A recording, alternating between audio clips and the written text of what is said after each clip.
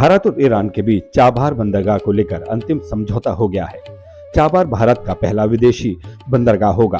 अब तक इस बंदरगाह को लेकर भारत और ईरान के बीच कई मुद्दों पर गतिरोध बना हुआ था। चाबहार बंदरगाह पर भारत की मौजूदगी को पाकिस्तान के लिए एक बड़ी भू राजनीतिक हार के तौर पर देखा जा रहा है। चाबहार बंदरगाह सौदे को अंतिम रूप देने के लिए विदेश मंत्री एस जयशंकर कई बार ईरान का दौरा कर चुके हैं।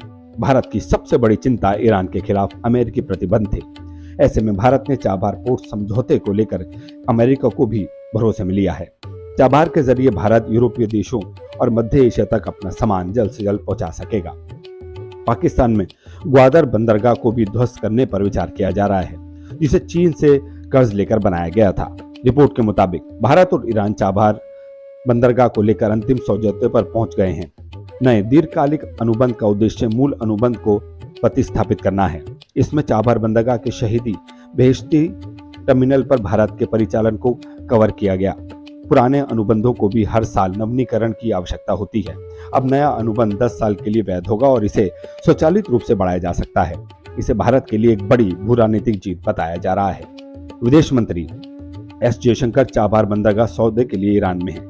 ईरान पहुंचने से पहले उन्होंने अमेरिकी विदेश मंत्री एंटनी ब्लिंकन से भी चर्चा की।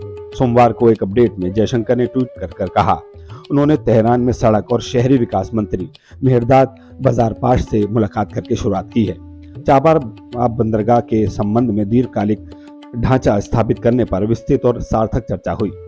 भारत क्षेत्रीय व्यापार को बढ़ावा देने के लिए चाबहार बंदरगाह परियोजना पर जोर दे रहा है, विशेष रूप से 2016 से अफगानिस्तान के साथ इसकी कनेक्टिविटी के लिए, जब उपमहाद्वीप ने एक टर्मिनल विकसित करने के लिए ईरान और तब तालिबान के नेतृत्व वाले राष्ट्र के साथ त्रिपक्षीय समझौते पर हस्ताक्षर किए। विदेश मंत्री एस जयशंकर ने 2021 में ताशकंद में एक कनेक्टिविटी सम्मेलन में चाबहार बंदरगाह को अफगानिस्तान सहित एक प्रमुख क्षेत्रीय पारगमन केंद्र के रूप में प्रस्तुत किया। नवंबर 2023 में विदेश सचिव विनय क्वात्रा ने ईरान विदेश मंत्री हुसैन अमीर अब्दुल्लाहिन के कनेक्टिविटी बढ़ाने के तरीकों पर चर्चा की। चाबहार बंदरगाह को INSTC परियोजना के मुख्य केंद्र के रूप में भी देखा जाता है।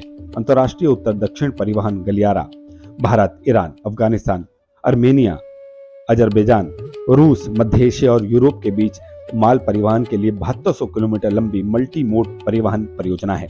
भारत में टर्मिनल में $85 मिलियन का निवेश करने का वादा किया है और पहले ही कई $मिलियन मूल्य की क्रेन और अन्य उपकरण उपलब्ध करा चुका है। आज के लिए इतने ही ज्यादा। खबरों के लिए देखते रहिए वी नेशन न्यूज।